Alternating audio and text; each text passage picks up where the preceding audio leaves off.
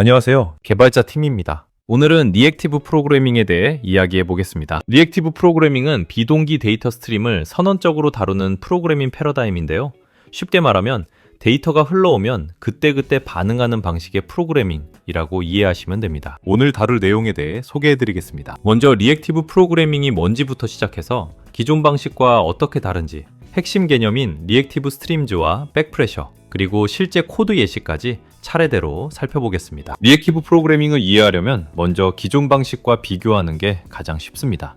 전통적인 프로그래밍에서는 데이터가 필요하면 직접 가져옵니다. 예를 들어 데이터베이스에서 유저 정보를 조회하면 데이터베이스에 접근하는 기능을 만들고 데이터를 요청해 결과가 돌아올 때까지 기다리죠. 이걸 풀 방식이라고 합니다. 반면 리액티브 방식에서는 나한테 데이터가 오면 이렇게 처리해줘 라고 미리 정해놓습니다. 데이터가 흘러오면 그때 반응하는 거죠. 이걸 푸시 방식이라고 합니다. 핵심 특징은 4가지입니다. 첫째, 비동기 방식이라는 것입니다. 리액티브 프로그래밍에선 작업 완료를 기다리지 않습니다. 둘째, 논블로킹 방식입니다. 작업을 위해 스레드를 붙잡고 있지 않습니다. 셋째, 데이터 스트림을 사용합니다. 이를 통해 데이터가 하나가 아니라 연속적으로 흘러옵니다. 마지막으로 선언적 프로그래밍 방법론을 사용합니다. 어떻게 할지가 아니라 무엇을 할지를 기술합니다. 전통적 방식과 리액티브 방식을 표로 비교해 보겠습니다. 전통적인 명령형 방식은 동기, 블로킹입니다. 웹서버로 예를 들면 유저 한 명이 리퀘스트를 보내면 스레드 하나가 그 리퀘스트를 처리합니다.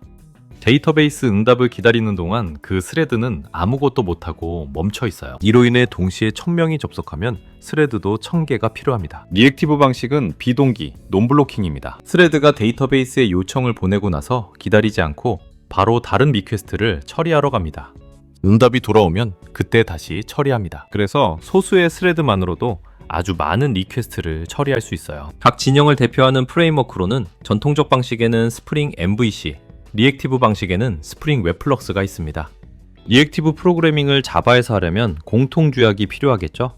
그게 바로 리액티브 스트림즈입니다. 자바 9부터 java.util.concurrent. 플로우에 포함되어 있습니다. 핵심 인터페이스는 4가지입니다. 퍼블리셔는 데이터를 발행하는 쪽, 서브스크라이버는 데이터를 소비하는 쪽입니다. 서브스크립션은 이 둘 사이의 연결고리이고 프로세서는 퍼블리셔와 서브스크라이버 역할을 동시에 합니다. 다이어그램을 보시면 퍼블리셔가 데이터를 보내고 서브스크라이버가 받는 구조입니다. 중요한 건 서브스크라이버가 먼저 리퀘스트를 보내야 데이터가 흘러온다는 점이에요. 다음은 퍼블리셔와 서브스크라이버에 대해 알아보겠습니다. 먼저 코드로 살펴보겠습니다. 퍼블리셔 인터페이스는 서브스크라이브 메서드 하나만 있어요. 서브스크라이버가 구독하겠다고 하면 연결이 시작됩니다. 서브스크라이버는 4개의 메서드가 있습니다. onSubscribe는 구독이 시작될 때, onNext는 데이터가 하나 도착할 때마다, onError는 에러가 발생했을 때, onComplete는 모든 데이터 전송이 끝났을 때 호출됩니다. 서브스크립션에는 리퀘스트와 캔슬이 있는데 이 리퀘스트가 바로 다음에 설명할 백프레셔의 핵심입니다. 백프레셔는 리액티브 프로그래밍에서 아주 중요한 개념입니다. 비유를 들어볼게요. 호스로 물을 받는다고 생각해보세요. 물이 너무 세게 나오면 컵 밖으로 물이 튀겠죠? 그때 잠깐 조금만 줄여줘 라고 말하는 게 백프레셔입니다. 시퀀스 다이어그램을 보시면 서브스크라이버가 리퀘스트에 3으로 설정해 3건만 달라고 합니다. 그럼 퍼블리셔는 3건만 보냅니다. 서브스크라이버가 처리를 다 하고 나서 다시 리퀘스트에 2로 설정해 2건 더 달라고 하죠. 이렇게 소비자가 자기 처리 능력에 맞춰서 데이터를 요청하는 겁니다. 백프레셔가 없으면 퍼블리셔가 데이터를 마구 쏟아내서 메모리가 터지거나 시스템이 다운될 수 있습니다. 백프레셔 덕분에 안정적인 데이터 처리가 가능해지는 거예요. 오퍼레이터는 스트림을 가공하는 함수들입니다. 자바 스트림 API의 맵과 필터를 사용해 보셨다면 이해가 쉽게 되실 겁니다. 맵은 데이터를 변환합니다. 숫자를 문자열로 바꾸는 식이죠. 필터는 조건에 맞는 것만 통과시킵니다. 플랫맵은 특히 중요한데 비동기 작업의 결과를 스트림으로 펼쳐주는 역할을 합니다. 예를 들어 유저 아이디 스트림이 있으면 각 아이디로 데이터베이스를 조회해서 유저 정보 스트림으로 바꿀 수 있습니다. 집은 여러 스트림의 결과를 합치고 리트라인은 에러가 발생했을 때 자동으로 제시도 합니다. 다음은 모노와 플럭스에 대해 알아보겠습니다. 실제로 자바 스프링에서 리액티브 프로그래밍을 할 때는 프로젝트 리액터라는 라이브러리를 사용합니다. 이 라이브러리의 핵심 타입이 모노와 플럭스입니다. 모노는 0 또는 1개의 데이터를 다룹니다. 유저 한 명을 아이디로 조회하면 결과가 한 건이잖아요.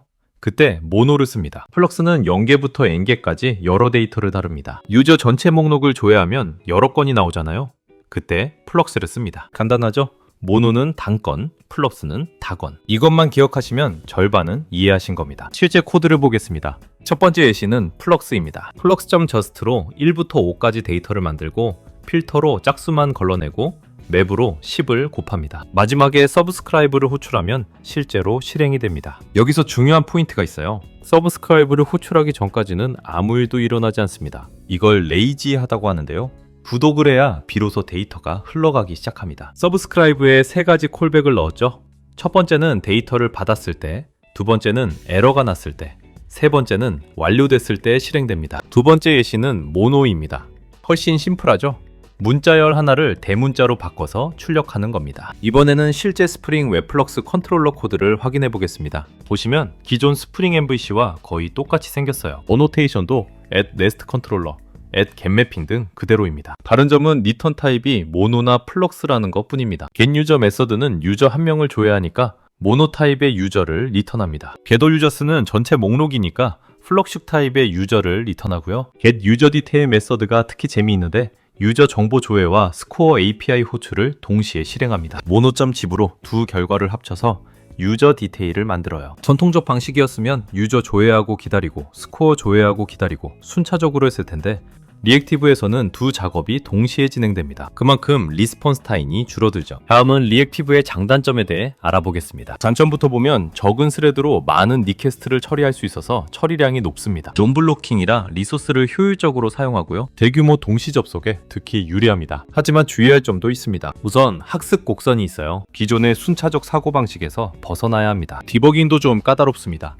스택 트레이스가 오퍼레이터 체인을 따라 복잡해지거든요. 가장 중요한 주의점은 블로킹 코드를 리액티브 체인 안에서 절대 쓰면 안 된다는 겁니다. 리액티브 체인 안에서 블로킹 호출을 하면 그 소수의 스레드가 멈춰버려서 전체 시스템이 먹통이 될 수 있어요. 그리고 모든 프로젝트에 리액티브가 필요한 건 아닙니다. 단순한 CRUD 위주 앱에서는 오히려 오버 엔지니어링이 될 수 있어요. 대규모 트래픽, 높은 동시성이 필요한 상황에서 빛을 발합니다. 마지막으로 최종 정리를 해보겠습니다. 리액티브 프로그래밍은 비동기 데이터 스트림을 활용해 개발하는 패러다임이고 리액티브 스트림즈라는 표준 인터페이스가 있습니다. 백프레셔로 소비자가 처리량을 제어하고 모노와 플럭스가 핵심 타입입니다. 실무 적용 팁으로는 대규모 동시 접속이 필요한 서비스에 도입을 검토하세요. 기존 스프링 MVC 프로젝트에서도 웹 클라이언트 같은 걸로 점진적으로 적용할 수 있고요. 블로킹 라이브러리를 써야 하는 경우에는 schedulers.bounded elastic 메소드로 격리하면 됩니다. 오늘의 리액티브 프로그래밍에 대한 이야기는 여기까지입니다. 시청해주셔서 감사드립니다.